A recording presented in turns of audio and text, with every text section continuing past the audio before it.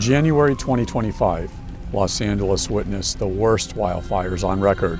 It was as if a nuclear bomb had been dropped on LA in the aftermath of the deadly Palisades and Eaton fires.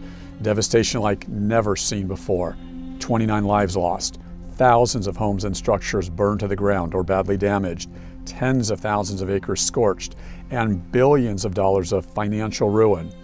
What could not be destroyed was the fighting spirit of so many courageous Angelenos who, with strength, survival, and some savvy, and with neighbor helping neighbor, are beginning to piece their lives together, beginning to rebuild.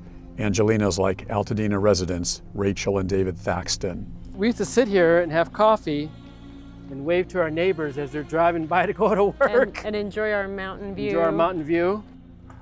This is the front door that when I closed it that Tuesday night, I just knew I was going to come back. I didn't realize that would be nothing left. Yeah, this is our living room, and up on the mantle we had our wedding pictures, our daughter's wedding picture, family pictures, and yeah, we didn't end up taking any of that stuff with us when we left. I was just absolutely gutted, and you just walk in and think, where am I? You don't even recognize it. So I look at this and it's like I can barely tell where anything was. So for me, David, it was just total devastation. This is all that remains of Rachel and David Thaxton's property, their forever home, or so it seemed. Their house now burned to the ground, their cars burned to the metal frame. The Eaton Fire made certain of that. Eaton was the out-of-control wildfire that destroyed much of the Altadena community here. Altadena is located directly north of Pasadena, about 15 miles from downtown Los Angeles, a SoCal area famous for the Rose Bowl, the Tournament of Roses Parade, Caltech, and NASA's Jet Propulsion Laboratory. For nearly 25 years, the Thaxtons lived here, lifers like so many of their neighbors in this quaint, picturesque Altadena community. As Rachel and David explained, the night the fire broke out, they had gone to meet some friends on what was an unusually windy day. Now, it's certainly not uncommon for the Santa Ana winds to fiercely howl throughout SoCal on dry, hot days, wreaking havoc and contributing to blazes igniting all over the place. However, nearly 80-mile-an-hour ferocious winds, which fueled both the Palisades and Eaton fires, well, they're not so common. As Rachel and David were driving home that night, there was a lot of smoke, and when they got to their house, they had no power. Little did they know that was going to be the least of their problems the next day. We had gone with some friends to dinner, and as we were coming back home, we had dropped them off and we could see the glow of the fire way off in the distance. But we came home and we had no power, and we thought, our daughter was encouraging us to go down and stay with our other local daughter. So we decided to go ahead and pack up some things. So we did an overnight bag, and as we were leaving, I just said to David, let me just grab our important papers. I felt I was being a little over dramatic because, we're not fire zone and we've seen the hills burn before and had no idea that this was going to be the end result. So we really didn't take, other than our papers, we didn't take anything else with us other than a change of clothes. So You really have nothing. Right. Mm-hmm. Except each other. Mm-hmm. Right. As Rachel explained, she and David are not unfamiliar with wildfires burning here in this SoCal region. They witnessed several blazes over the years near their unincorporated Altadena community of LA County. However, they never witnessed anything like this. I've lived here long enough where I've seen fires in the mountains, and I always thought, we're not in the fire zone. And that night we left, I kept thinking to myself, and I even told my wife, we're going to be back, we're going to be back. So I never thought that it would come this far, and to see this and to think that everything that we've built up here is now gone.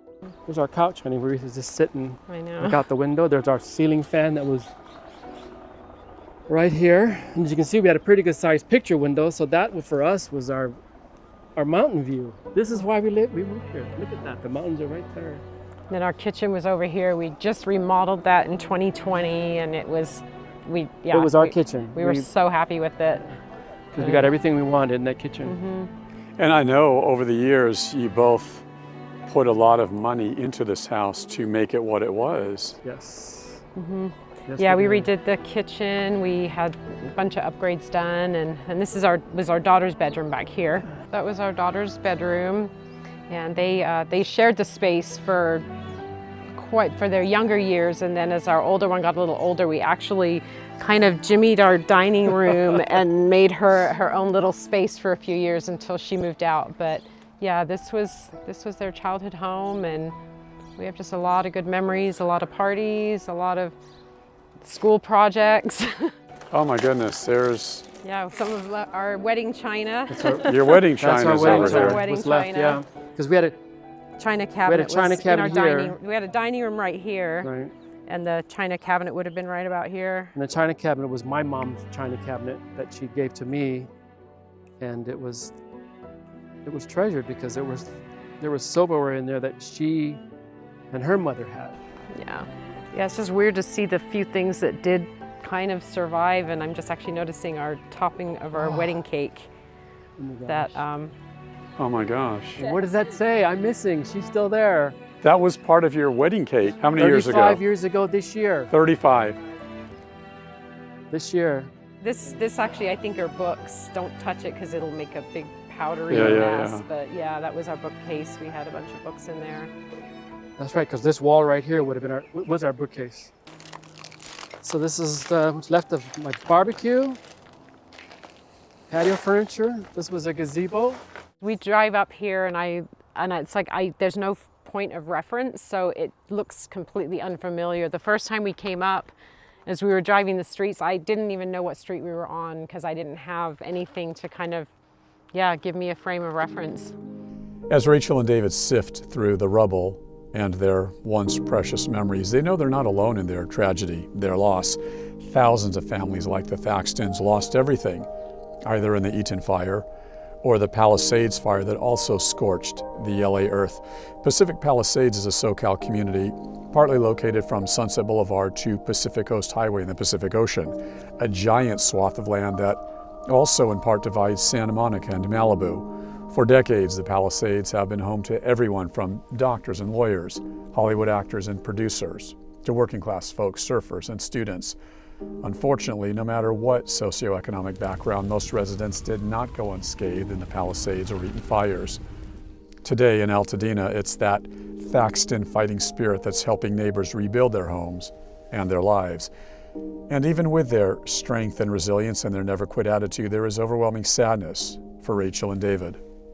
The initial few weeks, it was just like the utter shock of it. And now I think we've developed this like deep homesickness. And we've said a bunch of times, I just want to go home, Yes. and just that feeling like, and then I look at it, but I don't recognize it. And it's just heartbreaking. I just recognize parts of it. And it's not complete. It's just holes. There's holes all around this yard. And that this is, I guess like my wife was saying, it's just the loss of what we build. Is that the most overwhelming part, the loss of what you build, or is it the worry and the anxiety over what you're going to have to build, where you go from here? How do you rebuild not just a home, but your lives? Yeah, it's all of that, and it's also communal grief, because we're not just grieving for ourselves, we're grieving for our neighbors. Everybody's scattered everywhere, and how long before we all get to be back together? And so it's that.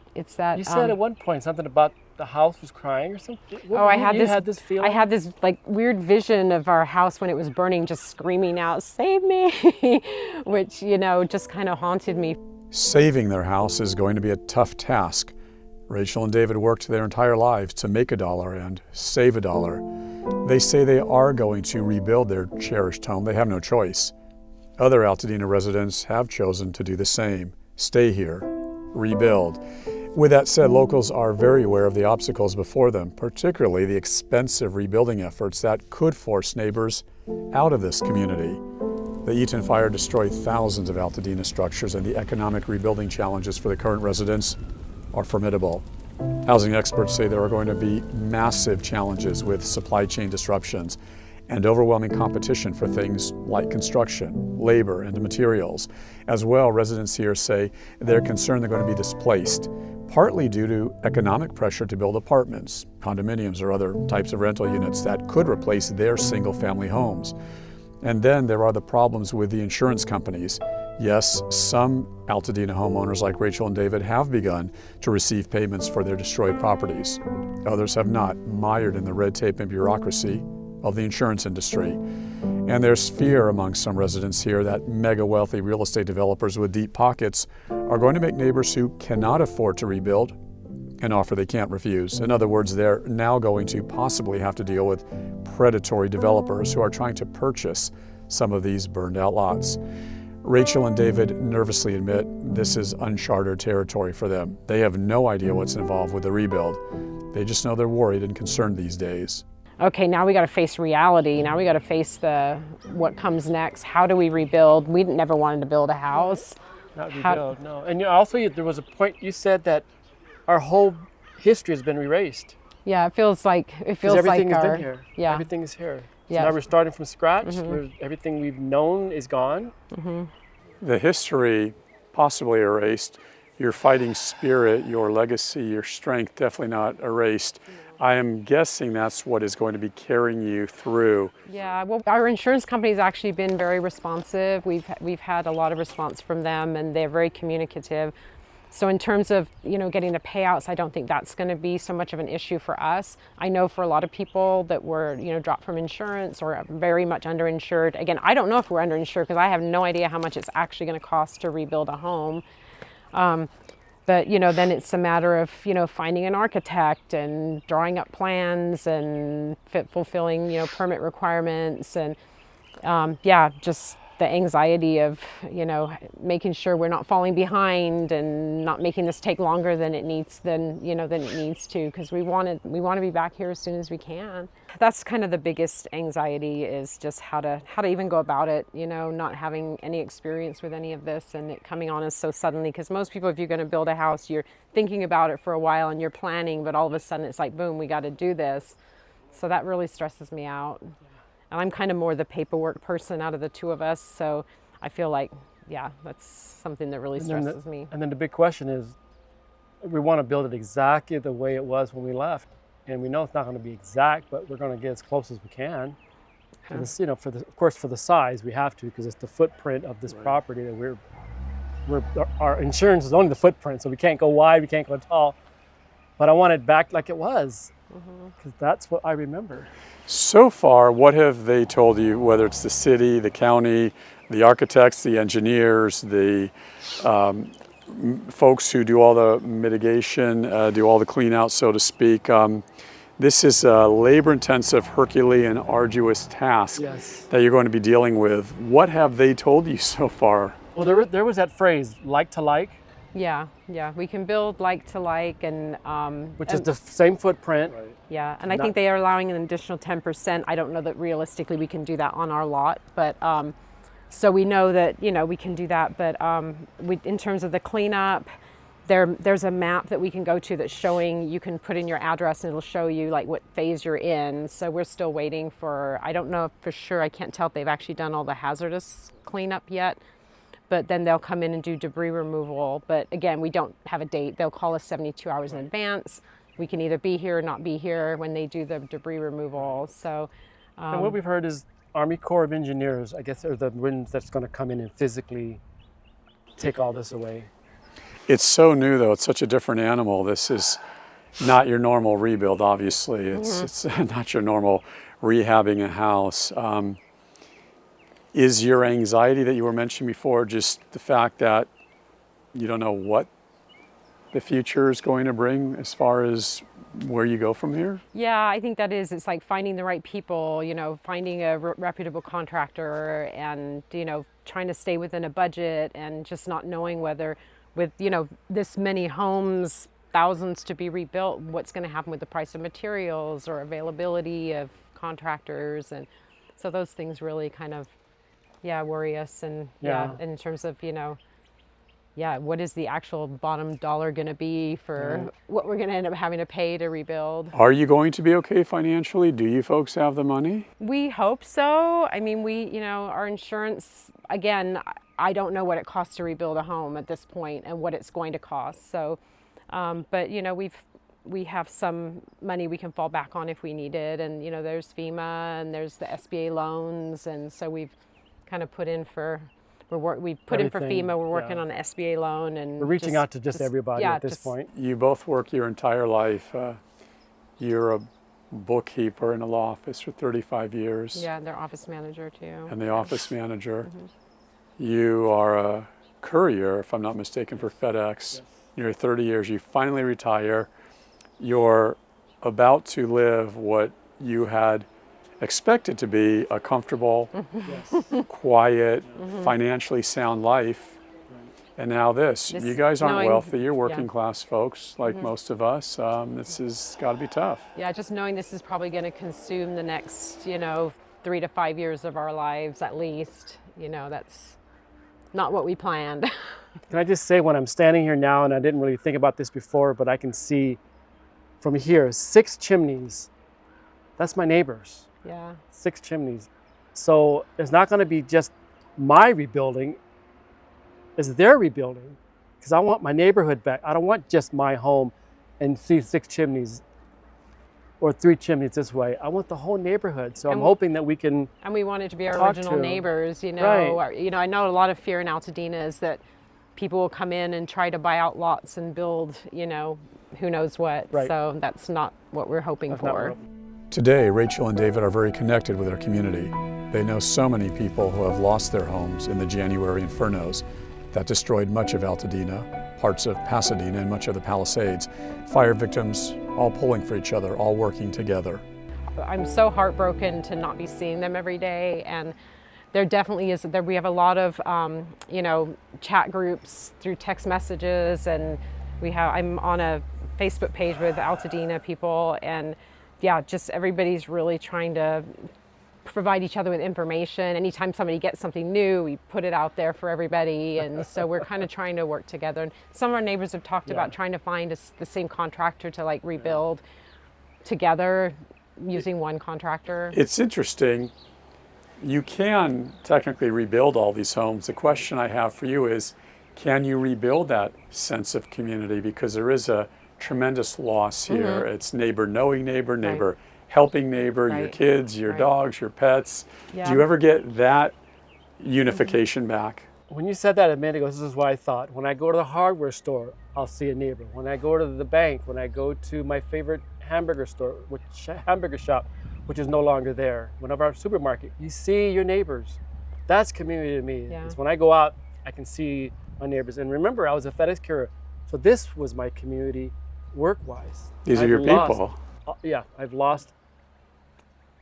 I shouldn't say I've lost, because I haven't lost some of the people, but the properties that I used to deliver to. Some people every day, once a week, once a month, but this was Altadena was my route. And it's a really diverse Very neighborhood, which is what really drew us to the neighborhood too. Being a kind of a multi-ethnic family, we just really enjoyed the diversity up here and the closeness. I mean, especially this part of Altadena, we're small homes on smaller lots, and so there's a real connection. And I just hope that as we rebuild, that we'll be an even better, even more connected. I think because we now have this shared experience and this shared trauma. So the loss of this clinic, which has been providing services for the community for over 50 years, is really tough. Just a few miles from Altadena, in Pasadena, this is all that remains of the Altamed Healthcare Clinic, a clinic that had been at this location serving the children and families of this community for half a century. In recent years, Altamed took over this medical facility as doctors and nurses here continued the tradition of taking care of the thousands of people who depend on Altamed for their healthcare needs, with many patients suffering from serious health issues, both physical and mental. Dr. Francis Runas is the Altamed Regional Medical Director for this Southern California area. Dr. Runas explains that the loss of the Altamed Clinic here in Pasadena is impacting generations of families. You used to be able to walk in here, get your x-rays done, your labs done, your preventative care. From one day to the next, this has been, it goes from a trusted place where you can bring your children to your parents, again, providing multi-generational primary care, preventative care, to it's just gone. And that's a shock not only to the community, but for our staff who live in the community who have been working here. So we've been doing our best to try to pivot and just really try to be as available as possible for our staff and our patients, and to try to minimize the disruption in care that does exist. We're over 4,000 individuals who were assigned specifically to this clinic, but to the Altadena, Pasadena region in general, our organization had over 6,000 patients affected who were either in direct fire zones or evacuation zones. Patients suffering with everything from heart disease and to diabetes to cancer and depression. Dr. Runas says after this clinic burned to the ground in January, all employees who worked here were relocated to another Ultimate-based facility. This as their doctors and nurses now work 24/7 in the aftermath of the Eaton Fire to desperately try and continue to provide community health care. A community that encompasses middle-class folks, working-class blue-collar folks, Medicaid and Medi-Cal recipients, people with no insurance, many people living at or below the poverty line. And now with the fire, their situations have worsened even further. And Ultimate has to try and do some damage control. Unfortunately, in the immediate aftermath of the fire, we had to close 7 of the clinics in the area. So those first few days, they had to remain closed because they were still in active fire areas. So a community clinic like the one that was here with Ultimate is a trusted member of the family. I know that though the building is not physically standing anymore, we will have to persist because the mission is still there. There's still a need, so we're gonna try to fill that need in whatever way we can. So in this case, if we have clinics in the area and even in the surrounding areas, because our organization extends into deeper into LA and Orange County, we're trying to, wherever, if you were essentially a refugee from this fire, we're going to do our best to try to help continue providing services. So it's just, the other thing about it is, it's devastating to see the loss of the structure, but there's a commitment from the organization to make sure that we try to rebuild as soon as possible, because that's what's going to help people come together, community come together, is having anchors like our clinic that people can come back to, and that's where the community can start building around again. Dr. Runas explains that this now destroyed Ultimate Clinic was what's known as a federally qualified health center, which basically means the clinic took all patients, no questions asked, regardless of their ability to pay or their insurance status, regardless of their socioeconomic status, regardless of anything. It doesn't matter. That we're treating the people who need it the most. And the vast majority of our patient population is dependent on Medicaid and in California, Medi-Cal. And there's very few resources within medicine where we can say it's purely about the medicine, right? Medicine in the United States needs a lot of revamping. It's far from universal.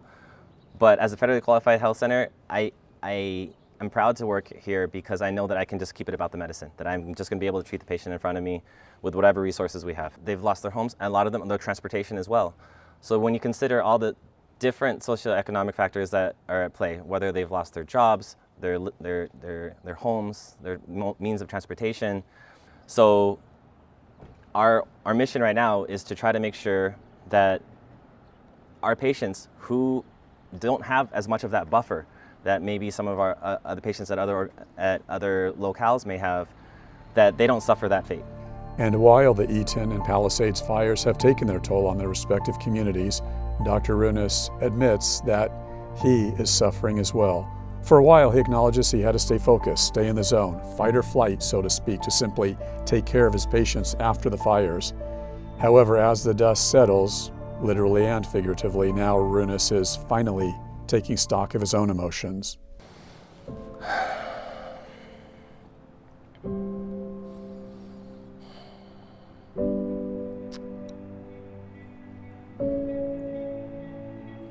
I'm sorry, it's difficult to really like pivot because I still have my life, and it's one of those things where maybe I do feel a little bit of like survivor's guilt that you know, how am I here and then other people are not, but with this opportunity that we have to do our best with it.